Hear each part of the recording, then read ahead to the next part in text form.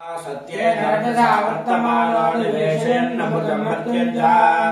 हिरण्ययेन सवितारथेना देवो याजुभुवना विपश्यन्न अग्निं दोतं वृणेमहे होतारं विश्ववेदसम् अस्य यज्ञस्य सुकृतम् कर्तृद्राय प्रचेतसे मेढष्टमाय तव्यसे ओजे वसन्तमगुं हृदे उद्बध्यस्वाग्ने प्रतिदागह्येनमिष्टापूर्ते सकंसते धामयञ्च पुनः कृण्वग्स्त्वा पितरं जवानमन्वादागं सेयत्वयदन्तमेतं पितरमिष्टविदक्रमे त्वेधानिदधेपदं सुमोढमस्य वागं सुरे सहस्रशीर्षा पुरुषः सहस्राक्षः सहस्रपात् स्वभौमं विश्वतो वृत्वात्यष्टदशाङ्गुलम् दूरमस्मच्छत्रवायन्दभेदाः तदिन्द्राग्ने कृणुतां तद्विशाखे तन्नो देवानमरन्दयज्ञम् पश्चात् पुरस्तादभयन्नास्तु नक्षत्राणामधिपत्नी विशाखे श्रेष्ठाविन्द्राग्ने भवनस्य गोपो विशोदश्चत्राणुपाधमान अपक्षुधन्नदतामराजिम् अभ्यास्महव्येन नवसोपसद्य मित्रं देवं मित्रधेयन्नास्तु अनोराधान् हविषा वर्धयन्तः शरं देवेम शरदः सवीराः चित्रं नक्षत्रमुदकात् पुरस्तात् अनुराधा सैति यद्वदन्ति तन्मित्रये पथभिर्देवयानैः हिरण्यये विदतेरन्तरिक्षे इन्द्राज्येष्ठामनक्षत्रमेति यस्मिन् वृत्रं वृत्रदूर्ये ततारा तस्मिन् वयममृतं दुहानाः क्षुधान्तरे मधुरजं दुरिष्ट्यम् पुरन्दराय वृषभाय कृष्णवे अषाढाय सहमानाय मेधसे इन्द्राय ज्येष्ठामधमद्दुहाना पुरं कृणादैलमानाय लोकम् साकञ्जानागुं सप्तधमाहुरे कथम् षडद्यमाशयोगे पदा इति तेषामिष्टानि विहितानि धामसः स्थात्रेरेन्द्रेरुकृतानि रूपसः कोणमर्या अमितिथः सखा सखायमब्रवीत् जहागास्मदेशते यस्मित्यागसखिविदं सखायम् न तस्य वास्य विभागो अस्ति यदेकं शृणात्यलकं शृणाते शक्रादयः सुरगणानि हते दिवेर्ये तस्मन्वरात्मनि हदारि भवेत् देव्या तान् दृष्ट्वः प्रणति नम्रशिरोधरां स्वाभाग्भिः प्रहर्षबलगोद्गमतारुदेहाः स्वप्नाधिकरणे सर्वं निष्वापयाजनम् आसूर्यमन्यान् स्वापयाव्यूषन्द्याग्रयानहम् हिरण्यवात्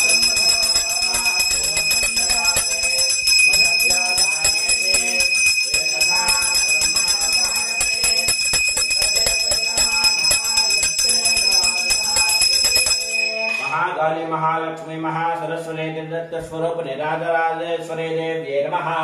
आनन्दकर्पूरमङ्गलव्यनीराजनं दर्शयामि नीराजनान्तरं पुष्पार्घ्यं समर्पयामि नमस्करोमि माता महाराज्ञी की जय जगदम्ब विश्वपालिनी माता की जय नमः पार्वतीपते हर हर महादेव हर ओम आसत्येन रजसा वर्तमानो निवेशयन्नमृतं मर्त्यञ्च हिरण्ययेन सवितारथेन देवो याजुभुवना विपश्यन्न अग्निं दोतं वृणेमहे होतारं विश्ववेदसम् अस्य यज्ञस्य सुकृतम् कर्तृद्राय प्रचेतसे मेढष्टमाय तव्यसे ओजे वसन्तमगुं हृदे उद्बध्यस्वाग्ने प्रतिदागह्येनमिष्टापूर्ते सकंसते धामयञ्च पुनः कृण्वग्स्त्वा पितरं जवानमन्वादागुं सेयत्वयदन्तमेतम् इदं विश्वविदक्रमे त्रेधानिदधेपदं समोढमस्य वागुं से सहस्रशीर्षा पुरुषः सहस्राक्षः सहस्रपात् स्वभौमं विश्वतो वृत्वा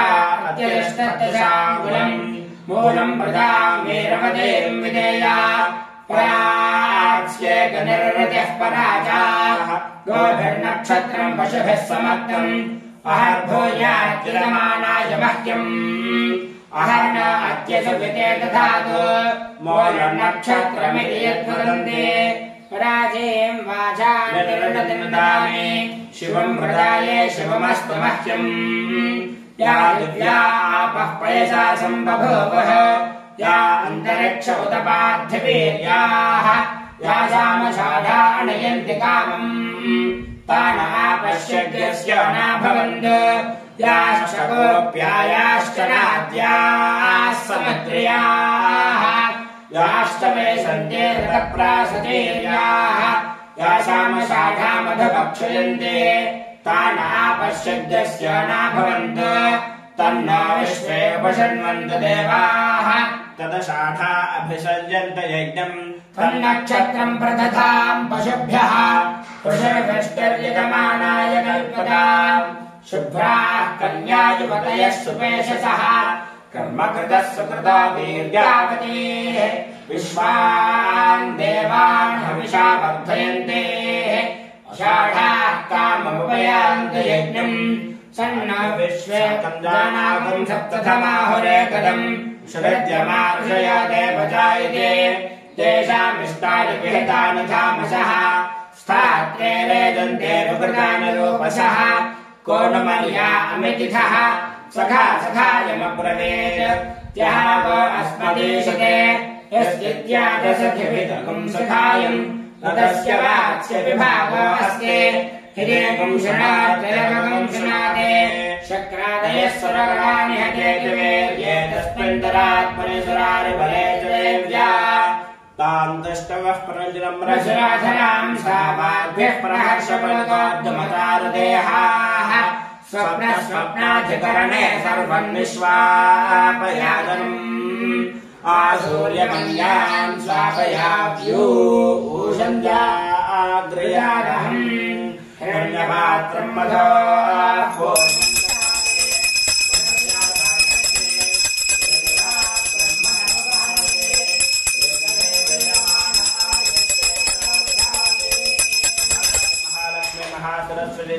स्वरूप नीलाधरादे सुरेश्वादेव्ये नमः आनन्दपुर्मङ्गलव्यनिराजं दर्शयामि नीलाधरान्तं सुधा आचमनीयं समर्पयामि नमस्करोमि माता महाराज्ञे की जगदम्बा विश्वपालिनी माता की नमः पार्वती हर हर महादेव हर सत्येन रजसा वर्तमानो सत्येन रजसा वर्तमानो निवेशयन्नमृतम् मर्त्यम् च हिरण्ययेन सविता रथेन देवो याति भुवनानि विपश्यन् अग्निम् दूतम् वृणेमहे होतारम् विश्ववेदसम् अस्य यज्ञस्य सुकृतम् कर्तृद्राय प्रचेदसे मेढुष्टमाय दव्यसे ओचेमसन्तमगुम् हृदे उद्बुद्ध्य स्वाग्ने प्रतिजागृह्यनमिष्टापूर्ते सकुंसलेथामयम् च पुनः कृण्वग्रस्त्वा पितरम् युवानमन्वादागुंसे त्वयि दन्तमेतम् इदम् विष्णुर्विचक्रमे त्रेधानि दधे पदम् समोढमस्य पागुंसुरे सहस्रशीरुषा पुरुषः सहस्राक्षः सहस्रपात् सभूमिम् विश्वतो भृत्वा अत्यतिष्ठद्दशाङ्गुलम् शृण्वन्ति श्रोणामृजस्य लोपान् पुण्यामस्या उपशृणोमि वाचम् महेम् देवीम् विष्णुपत्नीम् मधूर्याम् प्रतीचेमेनागम् हविषा यजामः त्रेधा विष्टरगाया विचक्रमे महेन्द्रिवम् पृथिवीमन्तरिक्षम् तच्छ्रोणे निःश्रवैक्षमाणा पुण्यदृष्ट्वा संयतमानाय कृण्वते अष्टो देवावसवः सोम्यासः चतस्रो देवेरतरास्रविष्टाः ते यज्ञम् वान्तुरतसः परस्मात् संवत्सरेण ममृतग्रस्वस्ति जग्नः पाण्डवसवः पुरस्तात् दक्षिणतो प्रियन्तः श्रविष्ठाः पुण्यम् नक्षत्रमभितम् विशामा मानाराजरगसुगम् रागण्णा क्षत्रस्य राजा वरुणाधिराजः नक्षत्राणागुम् शतभिषग्वसिष्ठः तो देवेभ्यः कृणत दीर्घमायुः शतगुम् सहस्राभे शतानि धत्तः यज्ञन्नो राजा वर्णमुपयातु तन्नो विश्वे अभिसंयन्तु देवाः तन्नो नक्षत्रकं शतभिषज्जुषाणम् दीर्घमायुः प्रतिरब्धे शतानि गञ्जानागुं सप्तथमाहुरेकजम् षड्यमा ऋषयो देवता इति तेषामिष्टानि विहितानि धामसः स्थात्रे रेदन्ते विकृतानि रूपसः को न मर्या अमृतिथः सखा सखायमब्रवीत् जहागो अस्पदिशते स्थित्यादसखिविदगं सखायम् न तस्य वाक्स्य विभागो अस्ति यदेकं शृणात्येकं शृणाति न हि प्रवेदसुहृदस्य पन्थामिति शक्रादयः स्वरगणानि हजेत वेद्ये तस्मिन् तदात्मनि स्वरारे फले च देव्या हान्तुष्टवः प्रणतिनम्रशिरोधराम् स्वावाद्भिः प्रहर्षफलगोद्गमचारुदेहाः स्वप्नाधिकरणे सर्वनिष्वापयाजनम् आसूर्यमन्यान् स्वापयाद्यूषन्त्याग्र्यादहम् अथ करो नाम सर्पः सर्पिणविषो महान् तस्मिन् सर्पस्सुलितस्तेन स्वान् स्वापयामसि हिरण्यपात्रम् मधो पूर्णम् ददाति मधव्यासान्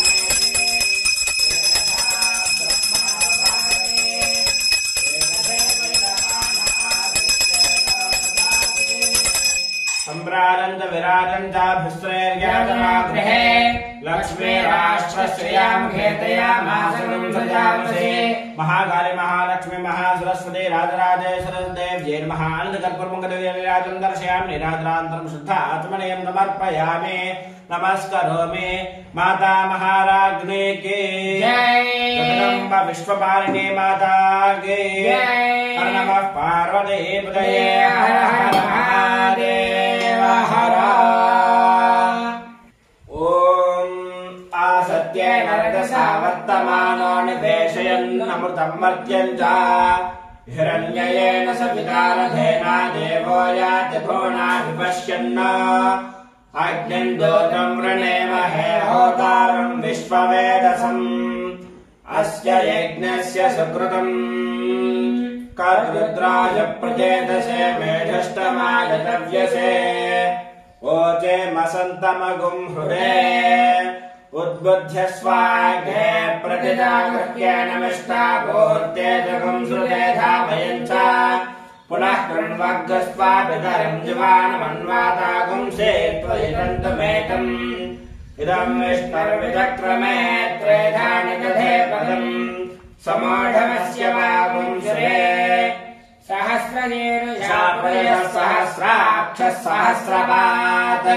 सभवं विश्वता भृत्वा अत्यतिष्ठद्दशाङ्गुलम् अहिर्बुद्धयः प्रथमानयेते अज एकपादजगात् पुरस्तात् विश्वाभूतानि प्रतिमोदमानः तस्य देवाः प्रसंयन्ति सर्वे प्रोष्ठपदासो अमृतस्य गोपाः बिभ्राजमानः समिधानविग्रहः आन्तरिक्षमर्हतकन्याम् तगुं सूर्यम् देवमजमेकपादम् प्रोष्ठपदासो अनयन्ति सर्वे अहिर्बुद्धयः प्रथमानयेते श्रेष्ठ देवानामुतमानुषाणाम् तम् ब्राह्मणाः सोमपाः सौम्यासः प्रोष्ठपदासो अभिरक्षन्ति सर्वे चत्वार एकमभिकर्म देवाः प्रोष्ठपदास इति यान् वदन्ति ते बुद्धियम् परिषद्यग्रस्तुवन्तः अहिकम् रक्षन्ति नमसोपसद्या पूषा एव त्यन्वेति पन्था पुष्टिपते पशुपावादवस्त्यो इमानि हव्या प्रयतादुषाणा सुगेर्मायानिर्भयाताम् यज्ञम् क्षुद्रान् पशून् रक्षत रेवतीनः गावो न अश्वागुम् अन्वेत पूषा अन्नगुं रक्षन्तो बहुधा विलोपम् वादगुं सुनतान्यतमानाय यज्ञम् सहकञ्जानागुं सप्ततमाहुरे गतम् शरद्यमा ऋषया देवता इति येषामिष्टानि वेदानि धामसः सात्वेदन्ते विकृतानि रूपसः कोणुमर्या अमितिथः सखा सखायमब्रवीत् जहागो अस्मदीशते स्थित्या च सखिवितगम् सखायम् न तस्य वाच्यपि भागो अस्ति यदेकम् शृणात्यनगम् शृणोति न हि प्रवेद सुकृतस्य पन्थामिति ऋतर्ऋतनानुद्यमानः विननादाभिधावः षष्टिश्चत्रगम् शतावल्गाः शुक्लकृष्णो दशास्तिको सारागवस्त्रैर्जलदक्षः वसन्तावसभिः सह संवत्सरस्य समितः प्रेषकप्रथमस्मृतः अमो नादेतेत्यन्नान् अमोघश्च परिरक्षतः एतावाचः प्रवदन्तेः शैत्यतायान्ति शैशरेः ता अग्निः पवमानान्वैक्षता यः जीविकामपरिपश्यन् तस्यैषा भवति श्रेहवश्वतपदः मरुतः सूर्यत्वतः सर्मज प्रथा आवृणे शक्रादयः सुरगणानि हतेति वीर्ये तस्मिन्दरात्मनुशिरारि बले च तान् दुष्टवः प्रणतिनम् रचिरोधराम् स्वापाभ्यः प्रहर्षबलवोद्गमतारुदेहाः देव्यादिजातमिदम् जगदात्मसत्या निःशेषदेवगणशक्तिसमूहमूर्त्या कामम्बिकामखिलदेव महर्षिपूज्याम् भक्त्या नतास्मविददाति शुभानुसानः यस्याः प्रभावतु भगवानन्त ब्रह्माहरश्च नैरक्तमलम् वरञ्जा सा चण्डिकाखिलजगत्परिपालनाय नाशाय च शुभमयस्य मतिम् करोतु या श्री स्वयं सुकृतिनाम् भवनेश्वरलक्ष्मेः पापात्मना कृतदया मृतेश बुद्धिः श्रद्धा सदाम् कुलदिनप्रभवस्य लज्जातान् त्वाम् नदात्मपरिपालय देवि विश्वम् स्वप्नाधिकरणे सर्वम् विश्वापयातनम् आसूर्यमन्यान् स्वापयाव्यो ओषन्द्याग्रयादहम् अजगरो नाम सर्पः सर्परविशो महान् तस्मिन् सर्पः सुधितस्तेन स्वापयामहे सर्पः सर्प अजगरः सर्परविशो महान् तस्मिन् सर्पः सुधितस्तेन स्वापयामहे कालिकोणाम सर्पो यमनागसहस्राः यमुनः कृतेः सो जातो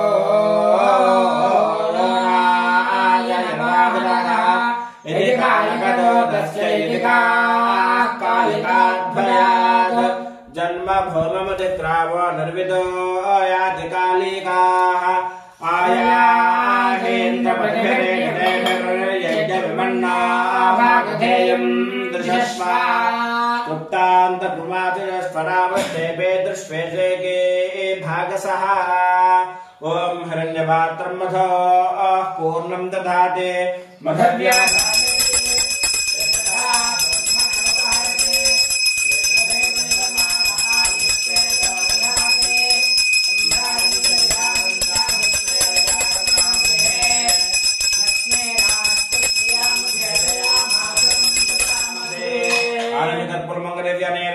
दर्शयामि निराजनान्तरं शुद्धाचमनीयं समर्पयामि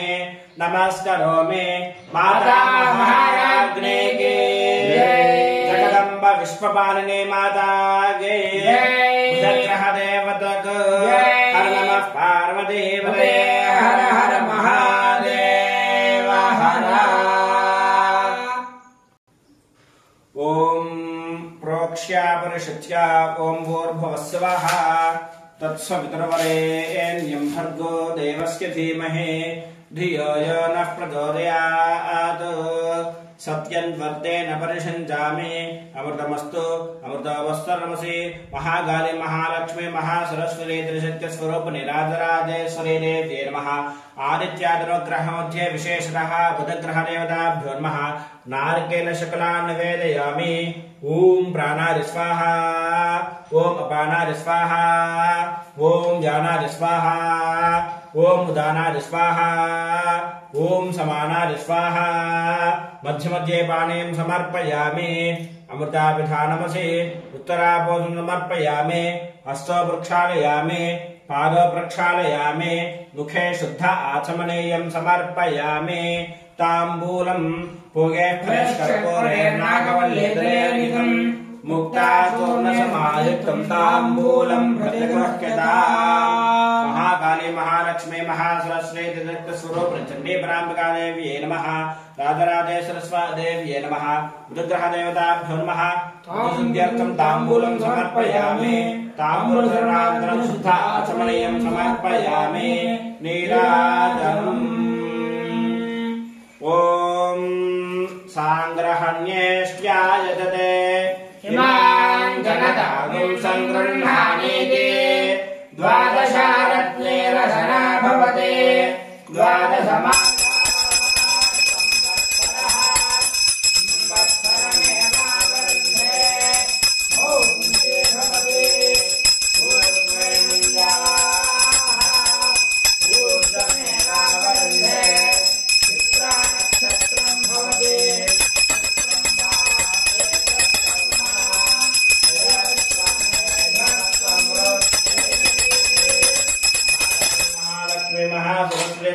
स्वरूपरे राजराजेश्वरी देव्यै नमः बुधग्रहदेवताभ्यो नमः आनन्दकर्पूरमङ्गलनिराजनं दर्शयामि निराजनानन्दं शुद्ध आचमनीयं समर्पयामि नमस्करोमि माता महाराज्ञे के जगदम्ब विश्वपालिनी माता के हर नमः पार्वती पतये हर हर महादेव हर मंत्रपुष्पम् ओम धाता परस्ताद्यमुदा दहारा शक्रः प्रविद्वान् प्रदिशश्वदस्रः तमेवं विद्वान् अमृतयः भवति अन्यः पन्थायनाय विद्यते सहस्रशीर्षं देवं विश्वाक्षं विश्वशम्भवं विश्वन्नारायणं देवमक्षरं परमं पदम् विश्वतः परमां नित्यं विश्वन्नारायणगं हरिम् विश्वमेवेदं पुरुषस्तद्विश्वमुपदेवते पतिं विश्वस्यात्मेश्वरगुं शाश्वतगुं शिवमच्युतं नारायणं महाज्ञेयं विश्वात्मानं परायणं नारायण परो ज्योतिरात्मा नारायणः परः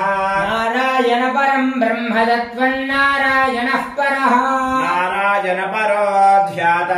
ध्यानं नारायणः परः यच्चकिञ्चिज्जगत् सर्वं दृश्यते श्रूयते वा अन्तर्बहिष्टरत् सर्वं व्याप्य नारायणः स्थितः अनन्तमव्ययं कविगं समुद्रेऽन्तं विश्वशम्भुवम् पद्मकोशः प्रतीकाशकं हृदयं चाप्यथोमुखम् अधानिष्याविदस्यान्तेनाभ्यामपरितिष्ठति मालमालाकुलं भाति विश्वस्यायतनं महत् सन्ततकं शिलाभिस्थलं बत्याघोषसन्निभम् तस्यान्तेषु शरगं सूक्ष्मन्दस्मिन्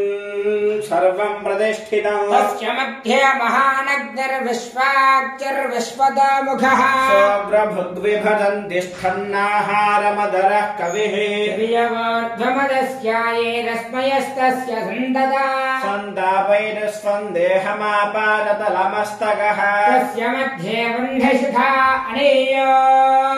अनेयोर्ध्वाव्यवस्थितः नीलतैलमध्यस्थाद्विद्युल्लेखे बभास्वरा दैवारसोपवर्तन पीपीताभास्वत्यनुपमा तस्याशिखाया मध्ये परमात्मा व्यवस्थितः ब्रह्मदेवः सहरिश्चेन्द्र स्वोक्षरः परमस्वराट् योपां पुष्पं वेद पुष्पवान् प्रजावान् वशमान् भवति चन्द्रमा वा अपां पुष्पम् पुष्पवान् प्रजावान् वशमान् भवति एवं वेद योपामायतनं वेद आयतनवान् भवति अग्निर्वा अपामायतनम् आयतनवान् भवति अग्निरायतनं वेद आयतनवान् भवति आपो वा अग्निरायतनम् आयतनवान् भवति एवं वेद योपामायतनं वेद आयतनवान् भवति वायुर्वा अपामायतनो आयतनवान् भवति यो वायोरायतनं वेद आयतनवान् भवति आपो वै वायोरायतनो आयतनवान् भवति य एवं वेद योपामायतनं वेद आयतनवान् भवति असौ वै तपन्नपामायतनम् आयतनवान् भवति योमश्यतपद आयतनं वेद आयतनवान् भवति आपो वा अमश्यतपद आयतनम् आयतनवान् भवति य एवं वेद योपामायतनं वेद आयतनवान् भवति चन्द्रमा वा अपामायतनो आयतनवान् भवति यश्चन्द्रमस आयतनं वेद आयतनवान् भवति आपो वै चन्द्रमस आयतनो आयतनवान् भवति य एवं वेद योपामायतनं वेद आयतनवान् भवति नक्षत्राणि वा अपामायतनम् आयतनवान् भवति यो नक्षत्राणामायतनं वेद आयतनवान् भवति आपो वै नक्षत्राणामायतनम् आयतनवान् भवति य एवं वेद योपामायतनं वेद आयतनवान् भवति पर्जन्यो वा अपामायतनो आयतनवान् भवति यः पर्जन्यस्यायतनं वेद आयतनवान् भवति आपो वै पर्जन्यस्यायतनो आयतनवान् भवति य एवं वेद योपामायतनं वेद आयतनवान् भवति संवत्सरो वा अपामायतनम् आयतनवान् भवति यः संवत्सरस्यायतनं वेद आयतनवान् भवति आपो वै संवत्सरस्यायतनम् आयतनवान् भवति य एवं वेद योऽप्सुनावं प्रतिष्ठितां वेद प्रत्येपतिष्ठते विष्णोर्बलबाहुः प्रादेप्तिः किं परायणम् एको यद्धारयद्देवः वेदते रथसे बुभे पादाद् विष्णोर्बलबाहुः अक्षराद्दीप्तिरुच्यते पदार्धारयद्देवः यद्विष्णायकमुत्तमम् आदरश्व प्रदनश्व धमाधमसन्धमा आदित्ये चन्द्रवर्णानाम् गर्भमाधे यः पुमान् इतः सिक्तकं सूर्यगतं चन्द्रमसे रसङ्ग्रधे पारादं जनयाग्रेऽग्निम् रुद्रौच्यते जातवेदसे स नवामसोममराति गतो निदहाति वेदः नः परिषदति गर्गाणि विश्वानावे प्रसिन्धन्दुरितात्यग्निः तामद्यवर्णान् तपसाद्वलन्तीं वैरोचनें कर्मफलेषु दुष्टाम् दुर्गाम् देवीं शरणमहं प्रपद्ये सुतरसितरसे नमः अग्ने त्वं पारयाणव्यो अस्मान् स्वस्तिभिरति दुर्गाणि विश्वा ओश्च पृथ्वे बहुलान उर्वे भवादोकायतनयाज संयोः विश्वारिणो दुर्गः जातवेदः सिन्धुर्न नावातिरिदाति परशे अग्ने त्रिवन्मनदागृणानोऽस्माकं बोध्यपिता तनूना कुचनाचितगुं सहमानमुग्रमग्निगुं हुवेम परमात्सधस्तात् नः परिषदति दुर्गाणि विश्वाक्षमद्देवो अतिगिरितात्यग्निः प्रज्ञाशकमेड्याध्वरेषु शनात्सहो दानव्यस्य सत्स्ये स्वाञ्जाग्नेतनवं विप्रयस्वास्मभ्यञ्जसो भगमायजस्व गोभिर्दुष्टमैदो निषक्तं तवेन्द्र विष्णोर्न सञ्जरेम आगस्य पृष्ठमभिसंवदान वैष्णवीं लोकयहमादयन्ता राधाधिराधाय प्रसह्य साहिने वयं वै श्रवणाय कृणमहे समे कामां कामकामाय मह्यम् कामेश्वरो वै श्रवणा दधातु कुबेराय वै श्रवणाय महाराजाय नमः ॐ तद्ब्रह्मा ॐ तद्वायुः ॐ तदात्मा ॐ तत्सत्यम् ॐ तत्सर्वम् ॐ तत्पुरार्णमः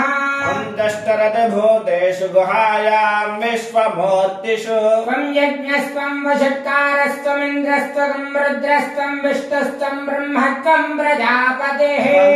पापो ज्योतिरसोऽमृतं ब्रह्म भूर्भुवः सुवरो एकं विष्णवे तरुन्निर्वपते यज्ञो वै विष्णुः यज्ञ एवान्ततः प्रतिष्ठते स्तोत्र जुहोति विष्णवे स्वाहा यज्ञाय स्वाहा प्रतिष्ठायै स्वाहेति लक्ष्मीं क्षीरसमुद्रराजतनयां श्रीरङ्गधामेश्वरीं दासीभूत समस्तदेवं निधां लोके कदीपाङ्कुरा श्रीमन्मन्दकटाक्षलब्धविभवद्ब्रह्मेन्द्रगङ्गाधरा तां त्रैलोक्यकुटुम्बिनीं सरसिदां वन्दे मुकुन्दप्रिया लक्ष्मीर्मोक्षलक्ष्मीर्जयलक्ष्मीः सरस्वती श्रीलक्ष्मीर्वरलक्ष्मीश्च प्रसन्ना मम सर्वदा वराङ्कशोपाशमभेदमुद्राङ्गरेर्वहन्देऽङ्गमलासनस्था बालार्ककोटिप्रतिभान्तनेत्रां भजेऽहमम्बां जगदीश्वरीं ताम् सर्वमङ्गलमाङ्गल्ये शिवे सर्वार्थसाधिके शरण्ये त्र्यम्बके देवि नारायणे नमोऽस्तुते यो वेदादो स्वरः प्रोक्तो वेदान्ते च प्रतिष्ठितः तस्य प्रकृतिर्नस्य यः परस्य महेश्वरः महाकाली महालक्ष्मी महासरस्वती स्वरूपिणी चण्डी पराम्बिकायै नमः राजराजेश्वरी देव्यै नमः वेदोक्त सुवर्ण दिव्य मंत्र पुष्पांजलिं समर्पयामि ओम यानि कानि पापानि कर्माणि कृतानि तानि प्रक्षण परे पापोऽहं पापकर्माहं पापात् पापसम्भवः त्राहि मां दुर्या देवी शरणागतवत्सले अन्यथा शरणं नास्ति त्वमेव शरणं मम तस्मात् कारुण्यभावेन रक्ष रक्ष महेश्वरी आत्मत्रय नमस्कारान् समर्पयामि छत्रमाच्छादयामि चान्द्राभ्यां वेदयामि ओम आशा आस्ते यन्निदमानोऽसौ आयुरास्ते सुप्रदास्ते सदानवनस्यामाशास्ते उत्तरान् देवयज्ञामाशास्ते भूयः निष्करणमाशास्ते दिव्यन्धामाशास्ते विश्वम्भ्रियमाशास्ते यदनेन हविषाशास्ते तदस्यात् तदभ्यात् तरस्मै देवारासन्ताम् तरग्निर्देवो देवेभ्यो वनते वयमग्नेर्मानुषाः इष्टम् च भेदम् च उभेदनाद्या वा पृथिवी अगुम्भरस्पाताम् यः गतिर्वामस्येदम् च नमो देवेभ्यः चामराभ्यां विदयामि नृत्यं दर्शयामि गीतं श्रावयामि आन्दोलिकानारोहयामि अश्वानारोहयामि गदानारोहयामि शकटानारोहयामि समस्त राजोपचार प्रत्योपचार सत्योपचार मंत्रोपचार तंत्रोपचार शास्त्रोपचार बुधां समर्पयामि यस्य स्मृत्यादामोक्तमः पूजा क्रियानिशो न्यूनं सम्पूर्णायासोद्योगनमक्षणं मन्त्रहेन क्रियाणि प्रत्यहेन परमेश्वरी यत्पूजितं तयादे परिपूर्णं दर्शने अनया ध्यानावाहनादि षोडशोपचार बुधान् भगवान् सर्वात्मकः एतत् फलम् आदित्यादिग्रह मध्ये विशेषतः बुधग्रह देवतार्पितमस्तु कायेन वाचा मनसेन्द्रियैर्वा बुद्ध्यात्मना वा प्रकृते स्वभावात् करोमि यद्यत् सकलं परस्मै नारायणायेति समर्पयामि श्रीमन्नारायणायेति समर्पयामि ओम गणानां त्वा गणानां त्वा गणपतिं त्वा गणानां त्वा गणपतिं त्वा गणपतिं हवामहे गणपतिं त्वा गणपतिं हवामहे गणपतिं हवामहे गणपतिं हवामहे कविं हवामहे गणपतिं हवामहे कविं गणपतिमिति गणापतिं हवामहे कविं हवामहे कविं कवीनां कविं हवामहे कविं कवीनाम् उपमश्रवस्तमम् कवीनाम् उपमश्रवस्तमम् कवीनामुपमश्रवस्तमम् कवीनामुपमश्रवस्तमम् उपमश्रवस्तममित्युपमश्रवः तमम् ज्येष्ठराजम् ब्रह्मणाम् ज्येष्ठराजम् ब्रह्मणा ज्येष्ठराजम् ब्रह्मणः ज्येष्ठराजमिति ज्येष्ठा राजम् ब्रह्मणाम् ब्रह्मणस्पदे पदे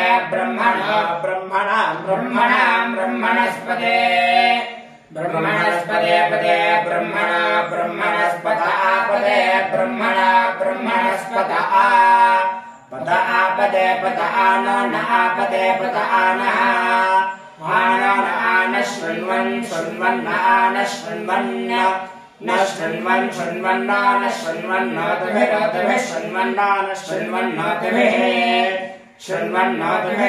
शृण्वन्नोतिभिः सेदसेदोतिभिः शृण्वन्नोतिभिः सेदा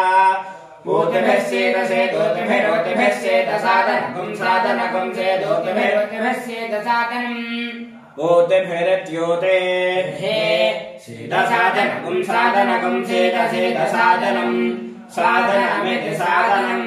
पर्याप्त्या अनन्तरायाय सर्वस्तोमोदरात्र उत्तमः भवति सर्वस्यात्ते सर्वस्य नित्ये सर्वमेव तेनाप्नोति सर्वं जयते शतञ्जेव शरदवर्धमाने च विगमा भवति शतमिति शतं दीर्घमायुर् हृदयेनावर्धयति शतमेनमेव शतात्मानं भवति शतमनन्तं भवति शतमेश्वर्यं भवति शतमिति शतं दीर्घमायुः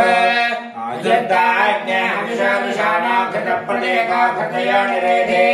घृतम्बे त्वामधिराय गव्यम् पितेव पुत्रमभिरक्षतादिमम् शतमानम् भवति शतायः पुरुषः शतेन्द्रिय आयुष्येवेन्द्रिये प्रतिष्ठति यजमानस्य सङ्कल्पमुहूर्तः शुभमुहूर्तो अस्तु।